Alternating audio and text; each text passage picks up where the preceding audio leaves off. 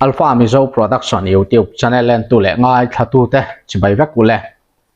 April ni sari sang ni som ni panga ania Manipur thu thar ka ngai thanga ground report te ka ngai thak ba ka Manipura BJP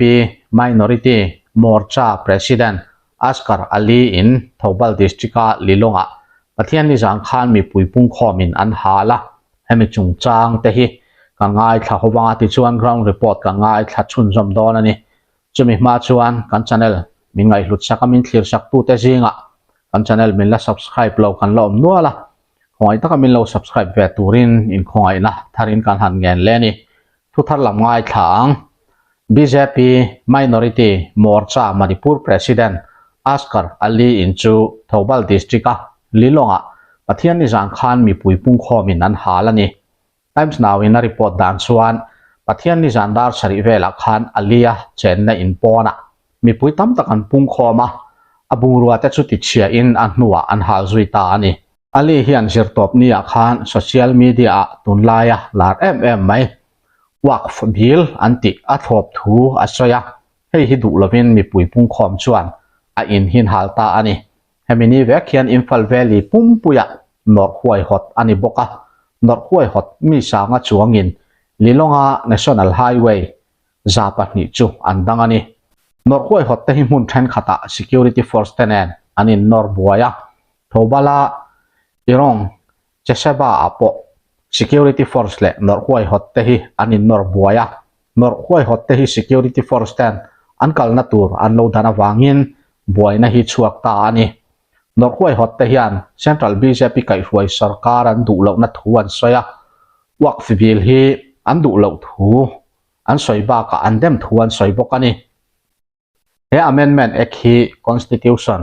i thos khalani muslim khotang tan chuan pom thei lo ani ti in nor huai hot tu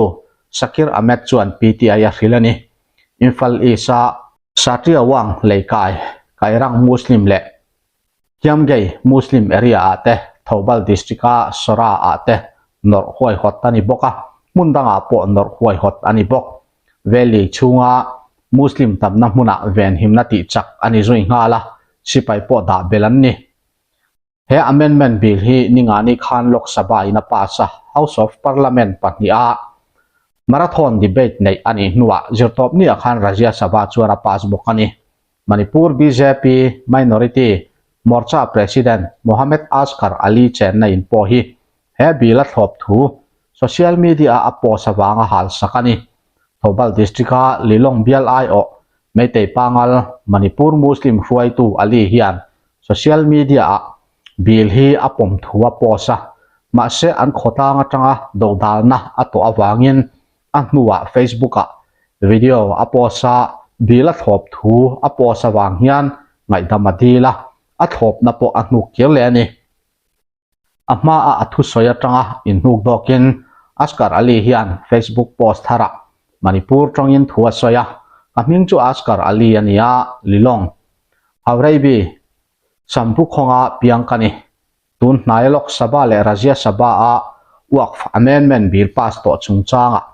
video kaposa social media ka thu soi ka share boka ka thu soi khapoi ka ti hle a ka thu ka sut le a he amendment bill hi ka thlop lawati top ka phutani ati bokani video a hian Ali hian bill a thlop to lo thuwa soya li nga la phut bok thunei tu te chuan a in hal tu hi an la khiat chian lo ba ka he thil thleng chungchanga hian Manipura BJP chuan official thu chu engban la ti chuak lo bok he bill hian tunkar chung khan parliament in hi pompuina muwa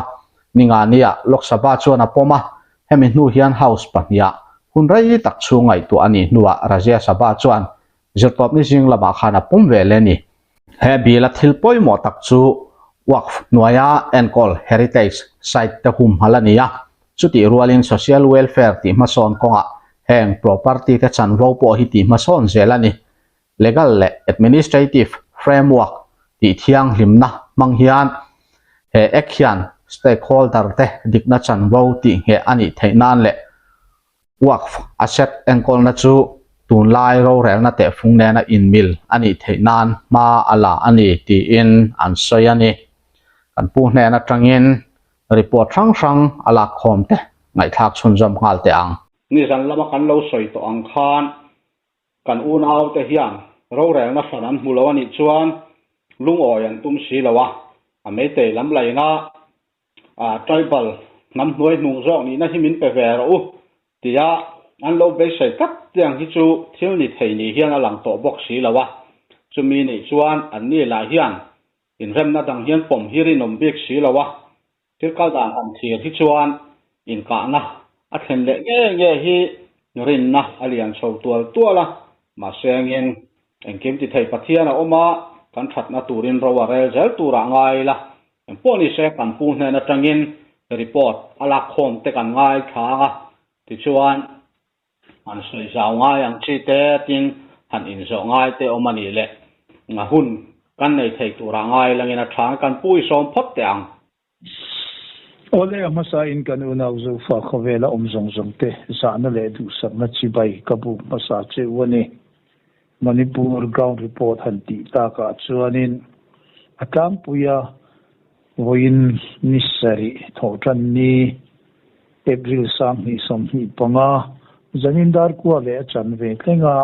chanchin kan han mu khom the angam te report kan ron te le donani amasa in nimin solni dar li chuang khrep nuwa khuga dam tui thap pui dama tangwal thanglien sang to thang kung som paruk ani ruang kha zana po khan anjong chunjom zel kha ania ti chuan vo in lama khan filan traffic how to te marhuai na in anjong tran le a khatiang khan churuchan pur kho pui chunga nam tinte thalai ho aku kia mara paite gang te awai phia zo tu po ni ro se ti khanin kangwal hovin ka hae ka chutie ka khatie ti lovin zanan taiwar puya jing lama khan an han zong tran le ta kha ania ti chuan hei wan nei tak takin tui thiam solam kan unau mar ho lam pangkha khang ho khanin an vo mu chuak ni in kan thu don na chuan a soya e atui kha an om na vel kha athu ve ni turani athu lampo kha fit som ni panga vela rit thu kani antia emi chanchin kan lo hiat dana chuanin tangwal robot khol minglin seiman veng molwai thei khuwa ania ani ne na thian pa alfred zorem sang zote veng rengkai anni pathi kha ruang wak mutu te khang te jinga khan antil ni in chanchin kan lo hria khang te jinga khan kan unau namdam te anni po antil vekani hei wan doina chungchanga wan doina tok tu te hi an khomai ema an kan han hriat dana chuan sang hi som hi kum khan tuna tangwal thanglin sanga u po hi tuya thi ve alo thi to ni in an soya an farnu pakhat hi ala damani kan tong trai na mi thi chung ko te po lo kheturin kan hanin ngen ngal ni se atha ange tin nimin lama buk khan tuna BJP minority an ho tu pa Askar Ali Mukmayum Makamayum antia ni hi Muslim nivesi in nimin lama wak bil Lok Sabha le Rajya Sabha a an pas chungchanga khan a Facebook lama i athuzia ka ala ka pomve ani ti thu ka alozia wangin Manipura pangal Muslim kan ti te le mei te tangrualin achen le in Khechigao antia helaya in hi an hal sak vikani ti te kha khriaturin a omboka ani hi birena uipa ania boitan tira tang toreng khanin keimani zofa te ta na thilu huat tala mi pui inrem lo na tura social media te po theipa to pa dot thu lower dar tu kha ani topa chuan hei a nam pui muslim te nge yin a chen na in zong kha nizan lama an bahal sak ta vekani ti kha fiat turin a omboka hei mei te po hi tu na hi chuanin mi pui tam zo hi chu an vei dong to he ni in a khiata heti hianin thute an ron zia ka ho tu huai tu kan dan kan thiam si lawa kan tin te la chuan mi pui boi na chung changa in do na chung changa te po ni se ro rel dan le thutluk siam dan thutluk na siam dan an thiam si lawa chu wanga boi kan ni an ti ve ta tok mai ani hei tuna khetri gaung kan ti khalama khan curfew te po an puang ve ngala ni ti kha riat turin a ombokani ti chuan central force le security force te police te nen trangrualin tun darkar som ni pali chung hian manipur district munrang ranga te combined SARS operation te antia heng SARS operation antina hian silai le ral thom tam tham tak an manani ti te riat turin a oma tin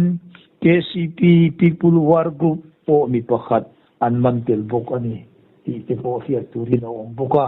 tin meitei narcos makla mei chepani chu singjamei police in number 4 sabon bom ke som ni panga chunga number 4 chu anmana passenger cruiser anti chumi a anman chu ani ani pani hianin he rui theidam doi an phurte hi ziribam lama kentur a anin buat sai ani ti te kan riat baka ziribam lama po ziribam police ten wo in ni a khanin station ha bok number 4 heroin anman ti thu te kha kan lo dong thei bok ani ti chuan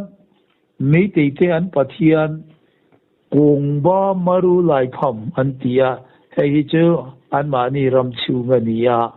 hemi an pathian betura kal te chu central force hovin an mobile zong an lak sak veka an thinarim me an dung oi lo ve ni ti te po fiat turin a ombokani ti chuan hei tu te fiat lovin e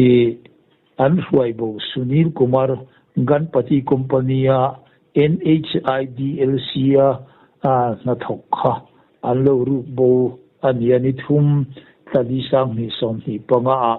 tolin Tamenglong district a khang kha an lo huai bo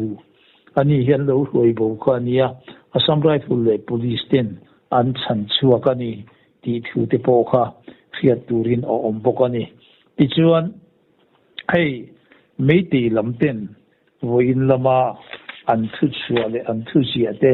kan lo hiat dana chuan nimin lama manipur la meiti le ke ni kukizo te indo na chung changa in rem na a thu soi tura de hian in biak na chung changa khan meiti ho point enge mo voin ni a khan an ron soi te hiat turin a oma hemi an thut khom na hi engma thutuk na le inrem na om lovin an topa a site ta chuanin an soi zel dana chuanin tuna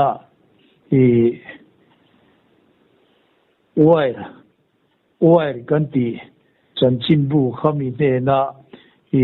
interview an ron ti chu me te ho atanga kan lo hiat danin Kukizo Council ho tu pa henlian thanga chuan hemi India na hian amuko le fox sau antela amaro chu engwanga kokomi ho hi telve lo nge ni kokomi ho hi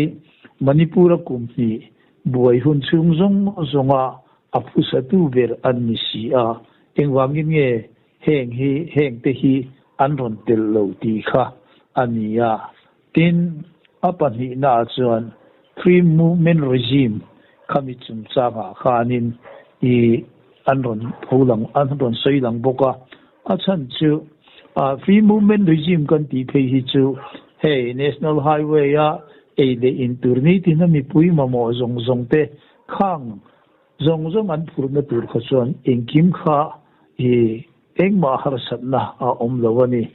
hi amaro chu heta hianin hi kantana adik tok lona a omchatani antiani chu wang chuanin hemi chungchanga po hianin hi meiti ho amuko kokomi ho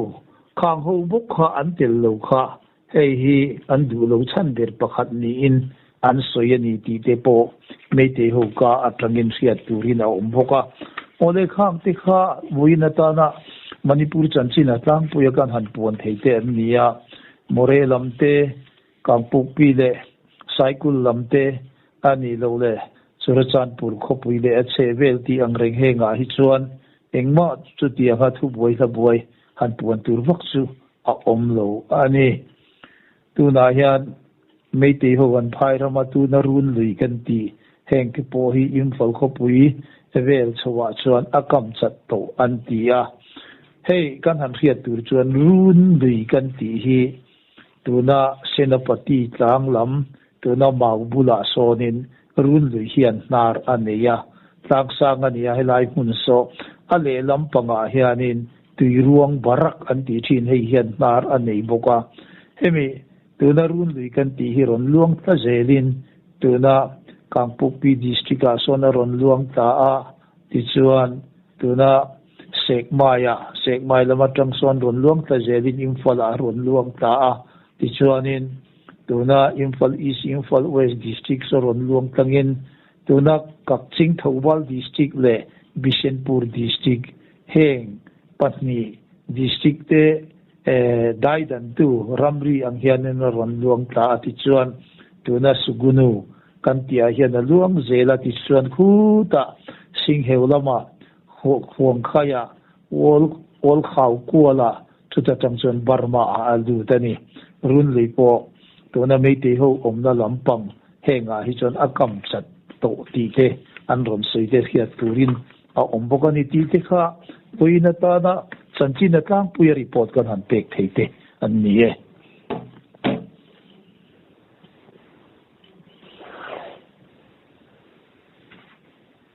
ole abeng va thak le mai ti chuan zo na kan nei ngal te ang ei boina han kal chho zel ta na hi tu na han thlir hian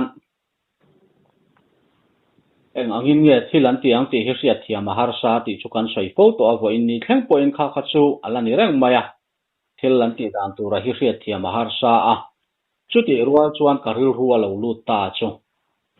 central lampang hian zo fa te du da na in rem na ron kalpuyan tum chuan ta ke ma ni a me zo fa te du da na in rem na kalpuyan tum chuan a me te lam hian an du don lo ti chianga a tu ve ve mai po hian an du da na hi a han lakop theita se thil thatak ani don rual hian an du da na hi thilin kal tlat hi lo ni vele tho box sia hela ya hi fiat thiam har sa he in ka sia a central tan po hian eng angin nge thil an ron kalpuyang eng angin nge thil an ti ang ti la ya hi fiat thiam har sa khop maya hei hi chu keini aya fing le thil ti thei jok thiam jok vek an nia angai na an la ron themai tura ngai taila chu ta karil ruwa lo om ta chu eng in ram na po hi ron siam ta se keini zo fa te tan po amei te lampang tan po hian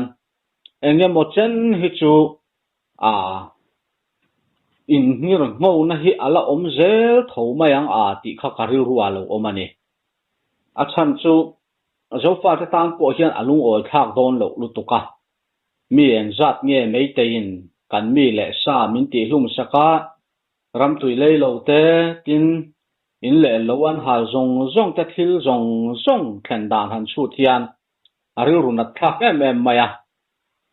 eng tin nge hei hi thila kal zelang riat thiam har sa hetilai ka ra hian i lo thlir ve danin in rem na hi enge moti zong po hian thil hi ron kalpui ta se enge mo chen hi chu tual thi kan han piang chi te mo enge mo har sat na han om le lai thinang chi hi chu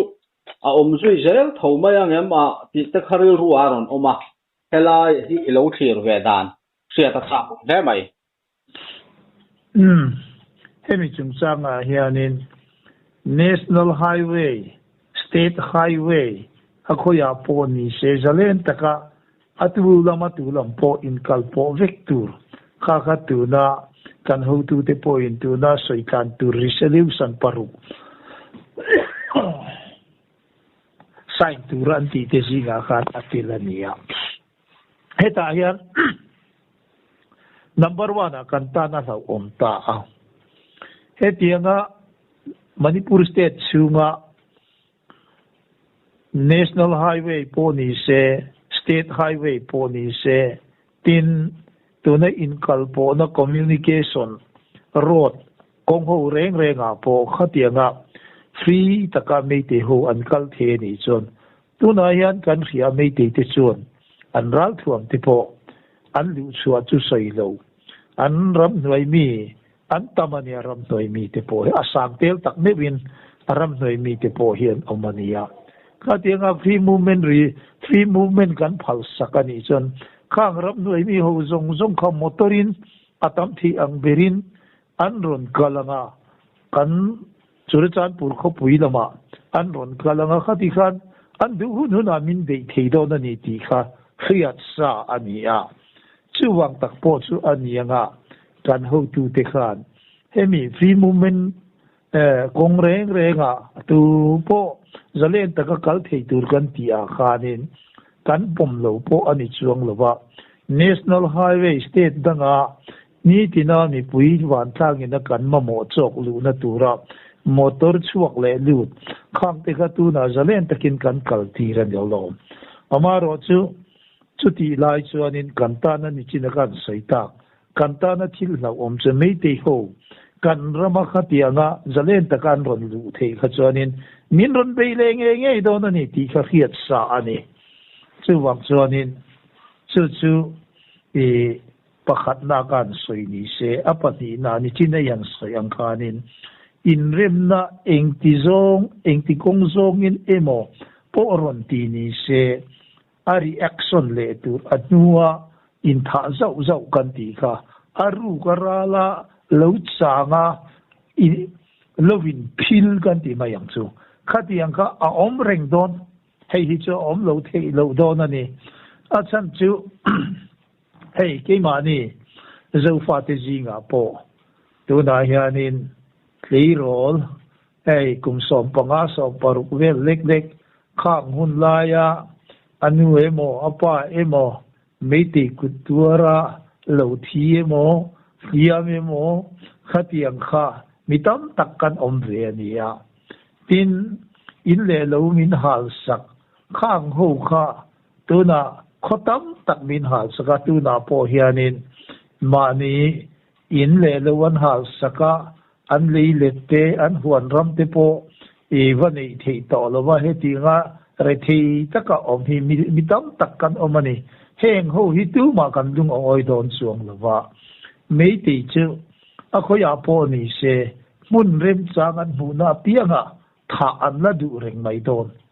ania chu wang chonin i kan ho tu ten an niat ber tu na mi puin ale lam po ina kan that plan pui tura Spirit Administration Union Territorial Uit Legislature mei te te ne na in kung kai na om tamia lawa akhanga kan om kha kan in rem na tura in rem na chuan ting om thei tur om chun chu nima yin ka ria te na 6 schedule nuaya autonomous district council te heng te min han pia heng te ke ni po in kan lo pomani chuanin khowela kan dam chunga zofa kan ho tu ten e an thu na po anti sual ro pui ber ala ni nge yang ti kha ke marin dan ania mei te ro rel na noya state poisa kantana kan development aram siam that na tur kong engkim maya amin pek tur te ka mei te ho win an re langa khata tang khanin an ron sik chua ka nga te kha tiang khanin min tianga kan lunga oi thei don chuang lova khata po kan la in be le tho don ani chu wang chuanin hei India sarkar hi anin abik takin BJP sarkar hi anin ril rungai tuana fi tak an neya thin dan zong hi an khebeka adat ang taka min ron ti sak turani chon kan sei fo to a article 3239A khamito chan khanin keini manipura zofa omte hi akhanga iroin relna min pe theiani ti chu kan hotu te po inan sei fo to thina omaro chu manipur chau ni lovin India sarkar lai pui BJP ro rel na hianin keini ho zofa te hi manipura zofa te hi mete ho a hianin mindu sak lobakan bukhi anti san awang hianin chuwanga tuna po hian heti ang din puna ding hi kan nia chuti lai ka han saidu chu tuna India in ramdang te nen Myanmar ram nen sum don na hemi kong tuna an ron sial tur me khi he nga hian keimani zofa te kan chen na ram hi kal kang angaya ka hian so lo chuan mi zo ram po hi akal kang don ani chung te chu ani awangin keini lam hi ngai to lo thei lo kan ni na te po hi a om ta ni in hei kan mi fing zok le mi thiam zok te chuan an soi thina eng po ni se hei malama thil om dan tur hi eng pa kan soi theina lo chungin kan dei dong lova keini ho po kan tran rual thata spirit administration kan mu ma lo zong tia tran kan lak khat ani chuan atur te po kan la tuarang thisen te po ala luangang ma se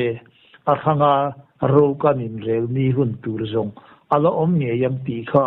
ka han chang du chea thildang spirit administration ni lowa thildang ni china kan soi to angin 6 schedule noya autonomous district council te min te kan ni chon tun ayana sa jok hianin kanla indo lowang ti hi asoi thei lowani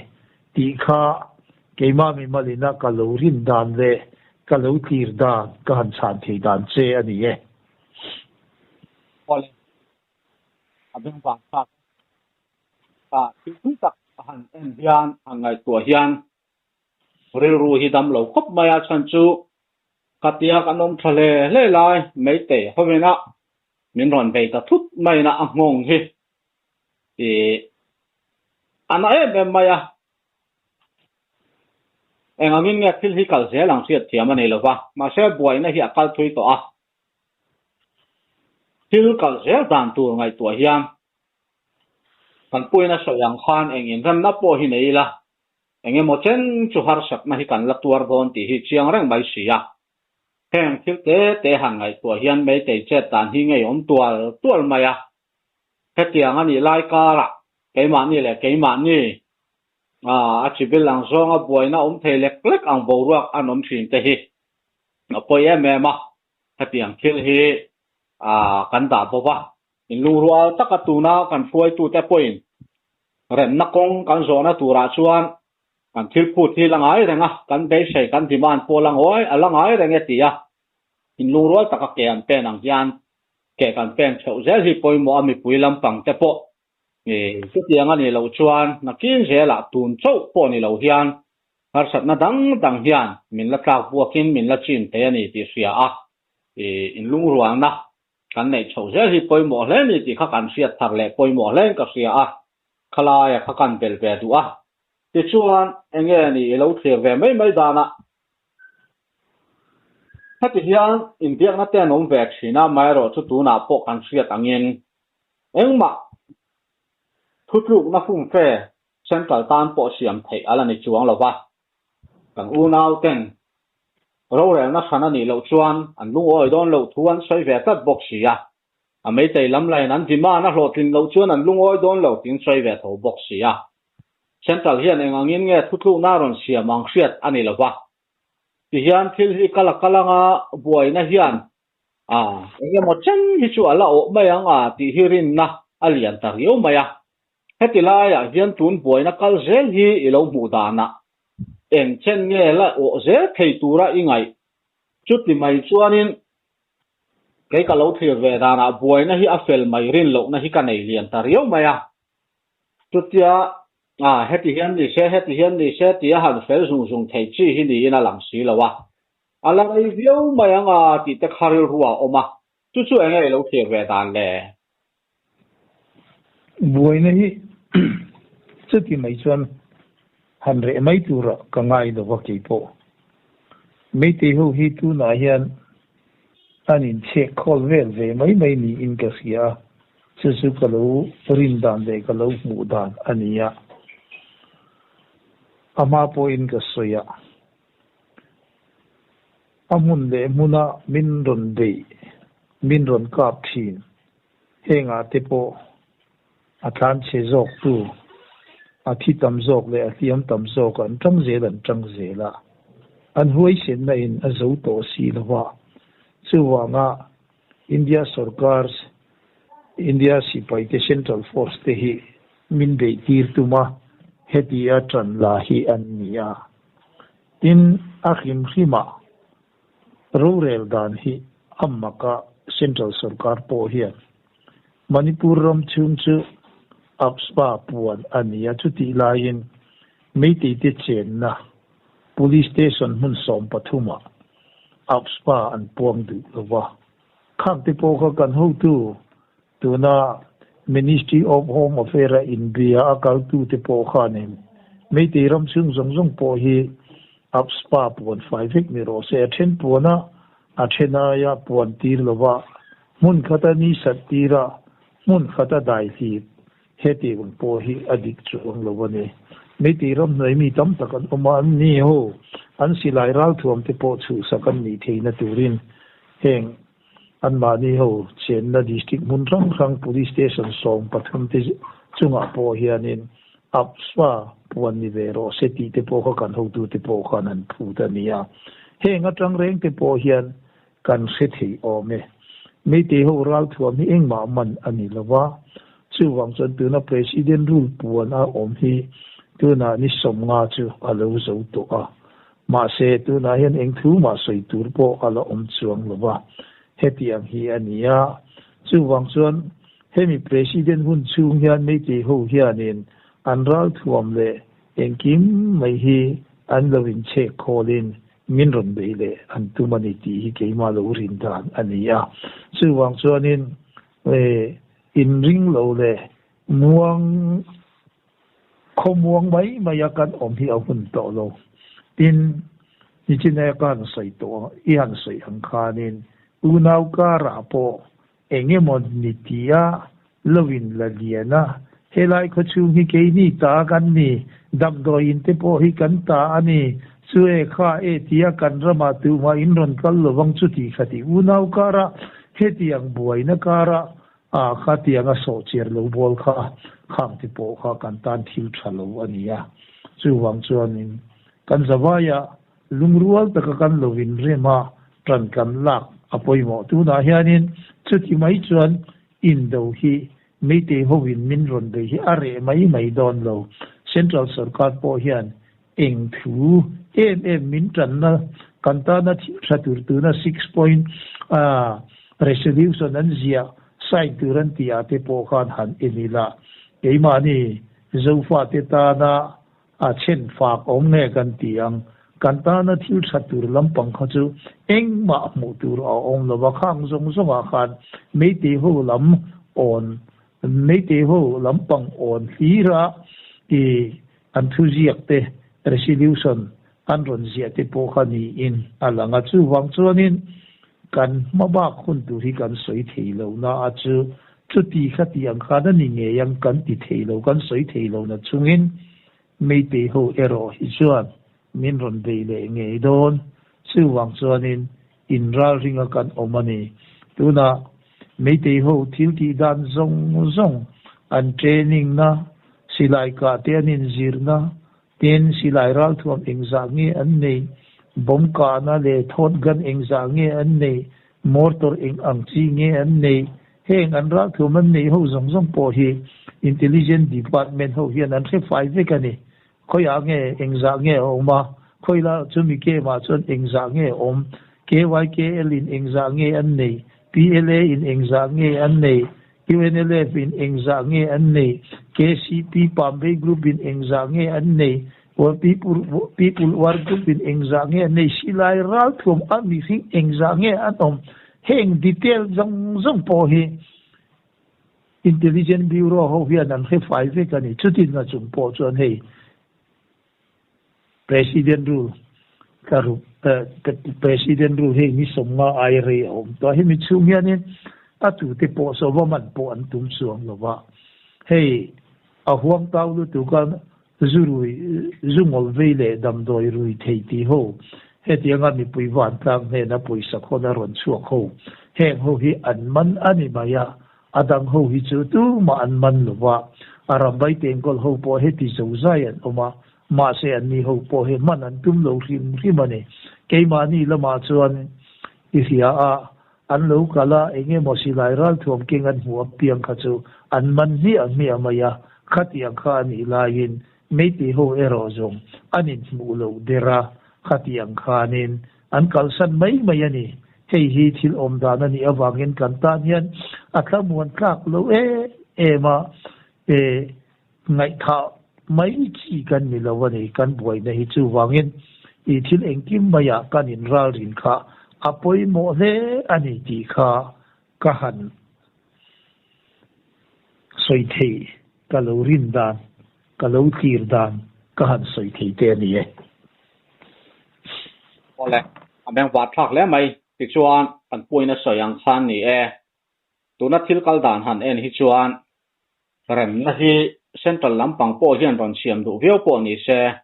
thil kal dan hi a buai vek to ti la kan soi sual kherin arin om lova heti te nuai mai hi kan ni to a chu wangin atira engma centralin o ka po nei du lovin ti hian manipur boina chu en liam mai mai vo in ni thlengin kan prime minister Narendra Modi pheichu Manipur ala to lova alangoi renga engma tongkam om jenei tham soi anei po fiat turala omlo chuti chu thil kal dana niya kan Union Home Minister Amit Shah la hi heti hi ni mai reng box ya hetiang te nuai hi kan ni zo to tu na chuan zo fa te point mei te nen kan om tlang thei to lo eng ti kong mai in tual khata leng za thei kan ni to lo ro reng na fan kan nei lo chuan kan tan mei te nen hian chen ho nga mani to lo anti pur to sia a mei te ho lain an thil du le tum ber mai enge ni nam nuai nu zo ka le tura central an nor na a hlotin lo chuan in rem na kan du lo an lo ti ve tho box sia chu kan u nau te tan han pom chi zia zang ani to box si lawa tin kan pu poina soi fo to thina nam nuai nung zo ka nam chang kang to sa nam nuai nung zo ka han in da le to pa hi chu khovel kal phung po ani lo sim sima chu tiang ve chu thil kal dan ani a chu wangin boina hi hetia lo thlir ve mai po hian ke ni ang mi thlir zau lu tuk lo le thilom dan chin chak thelu tuk lo tan po hian thil boi thak tak turani ti hi alorin riat ve theya chu wangin tuna zofa te ta na thil poi mo em mai kanin ral ring na tura ta na thil thul tak mai pakhat chu mei te su khe khi kan thlir thiama kan zir chian reng a poi mo hle to ti hi karil ruwa lo oma a chan chu kan soi fo to angin Manipur chu governor in Ayan Kola president rula da kan han ni ya ti chuan ral thuam dan lova an ko te sarkar tha an ruk te po sarkar ku ta pelu tur le hun tiam chunga pe te chu an chunga action la kan ni lova ngai damani hang ti in thu pe kan chu a sarkar ral thuam la chuak tu te chu aram pai teng gol nge yan ni thu NIA point an nu chuina an ron ta la na an muwa ke ma nge point an nu chui dan chung changa an thil mu chua te aram bai teng gol nge hi sarkar ral thuam a hlom puya la chuak tu an ni zia te chu karon chia chwa vek to kha chu tiang chu nia central point an khachianga Manipur sarkar point an khachianga tu chi chung chuan vo in ni thleng mai hian engma aram bai tengol ho hi hemiral thuaman ruk suwa chung changa hian man emo an mun pui han dap te mo chu tiang anga malak ma chu mu tur pakhat ma lom lova tin kan riat angin ral thuam zon chuat na an thoka khoi a moram hnuaya te ral thuam an zong waka ma sengin aram bai tengol te hna an ral thuam lak muchuak tura an huai tu pa korongan ba khumana thu han zo fia han tiang chi te mo ama kherlo po athu nei chin khoya nge in ral thuamin lak chu kha inda tiang chi te po engma riat tura lom lo tin chu mai chu ni lovin thil kal phunga chuan aru chuak tu te kha aram bai tengol an ni ti sareng an ni si chuan enga tinge voin ni thlenga mi pakhat po khami chung cha khan man an la nei lo dan po chia an ni reng sia chu ta tanga thil chiang ta em mai ni alang chu enge mo po thleng le ta se e mấy tay hậu hi à chết sẽ do cả anh trần lâu na nắn lâu in về angai ani ti zong hian xem trần lắm bằng po hian mấy tay làm hian trần lẽ ni ti hi chiang lẽ to à tin cái ni làm ral thuam hết tiêm min man tir zela min man sak zela to pa ral thuam po này to mang lova min siat nuwa ron ri thut maya min ron nuai chimi vek hi an tum man yanga ti hi rin lo thei alani ta lo chho zela chumi ne wang chuan tu na chuan zo fa ta tan chuan central lampang thu le la hi chu han lak em tu ra om chuang si lawa phing tak le rem khetaka a mei te lampang chet zia hi kan lo thira chumi ya tang zo ka kan om zel dan tur le thil kal phung te hi kan lo zir thiama kan lo man ve zung hi apoi mo ta ber ni hian alanga me te hi eng angin nge an chet eng angin nge ma an ron la ka eng tin nge an ron chet chuale theyang ti te thleng hian e keima ni lampang hian kan lo in zir ve a chu tiang ang zonga chet kan lak chu angai ani ti hi a chiang hle to in ka ria a chumi ani lo chuan nakin loka keima ni zo ke abuai zo ka kan tang le tok mayang ti khathil hlom takani hei hi kan siat trenga har sat na eng po ron thleng le ta se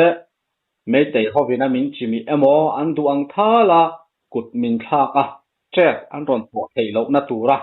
thầy bắt tô bắt trần cán lâu la cả ngay anh ấy tị la ya kha để can soi về đủ ati chuan à top lắm can này sầu to na can puin anh soi về đủ te po anh ấy cái ringa ti chuan à top na te po anh siam zui ngal mấy ta sẽ lang in à tra anh ấy hey Churachandpur DC te le nam tina kan ho tu te po in thu chua siamin adik takin keimani Churachandpur district chunga omte hi in nge lo le eng emo thil te nau de owanga boina te chok chuak thin kha kan nia tam le namin kara nam tina kan ho tu te de tuna Churachandpur magistrate ni se DC te po ni se social media a tu riu na tur riu na thei turin tu main thu chua siam lo tur ti kha khan ron chua to ni in ka ya kha kan se renga tin nau pang te rol hok lok ho heng ho hi thu che lo pang a tha zong ni lo wa a tha lo zonga social media a lo tang au wak pol hi an ni poka heng ho thu chua te hi akum upa zok le puiting zok te po hi anin mi chen khat te hian thu tak sa takin kan lo khu puya khang te wa khanin unau kara inrem lo na te po hi ronin mung chuakin khatiang khan thi na te ting po non na hial chan te po kan lo omani ti kha kan ria ni chu wang chon kan ria reng tu chu unau kara he tianga thil ani lo zonga ron vor vira thu ron ti wung ho hi kan tam mel ma an ani tu lampo kan in chan dik tu ro ni lo he tiang lam pang reng hi chu tu na china chon tu man kan ti to lo wanga in rem tak le in ngei tang ding dialin kan omanga common enemy mel ma pakhat nei kan ni a suwang chon kan tel ma te hian nang pai te nang mar nang ku ki nang zo nang sim te nang zo mi min ti don mi alo vania an hu ma sagan hu nu ma piang chu min vai pa do na ne suwang chon mei te hu du zo ma nia eng tin nge an u nau ka ra hian in ngei lovin kan da thiang eng tin nge thu kan vor sira eng tin nge ui hon zinga saru mok saru kol kan an voma anin suala an riloi loi ang hian eng tin nge ani ho si ga hian voi na kan siam sak thiam ti hi mei te ho policy ani ti kharengin simkhur takin avik takin chura chanpur khopui chung le a chevela e manipura zo fate kan zawa ya simkhur tak le inge dial diala om tur kan nei ti kha melma kan ne theina tura kan man ruwa e poimo vera ni ti kha kan ria da trula kan ria he kang pu pi lam tuna kan udau ku ki te so ke ni ho nen te chon tem te chawon ni ma se an ni ho ji nga po so nin tuna dam dil chi bil kan tiang khan a tha do ku ki eng ma khong sai ti in om ma se mel ma te do na ko nga chon an in thurol e ma so eng ti kong zong po in mei te ho so nin tu na hi chon in an ngam lo sia tun kum ni kal to chu ma kha nin an che dan zong zong a chak yan a hiat thia ne ke mi phei chu in thurol chu ni la mei te ho win min han ka u sia tu na kan han he ti chung po hian mei te ho hian min lau ma ne su wang chon in mei te ho wina min ron dei le min ron do le ta po na sataka mei te ho hi atam the ang vera ke mi po in kan lo suat ve the na turin tu na changa inral ringa kan sai lu le kan sai ro kher te po atam the ang vera kan lo inral rina ngai tha mai lo wa e kan lo inral rin kha atu ri na poimo tak se tani ti kha atu to da ka ron sei ni se eng po ni se kan ho ba enge ron thengang ti hi ke ni ipon kan ku big lo wa siam tak po in kan soi thei lo amaro chu tu na kan bo ro kan tong mek heng ke ne na han tin zo na kan han thi ra ni chuan mei te ho hian mi khat ngei chu min la ron te le do na ni chu wang chuan in a khai pa a kan zawa ya in thu la kan lo win ral rin kha a poimo tak se ta ni ti kha thu to da ka ron soi ni se eng po ni se pathian chi chung zela engkim kan ti anga ya ni pathian chi na kan nei lo chuan setan an min pui do na chu wangin setan a pui thei lo turin pathian zau chung zelin ro relin mala in engkim hi unau kan ti angin itika nga ngu ti kha kathu to na ani in zawai mang tha tha u kalome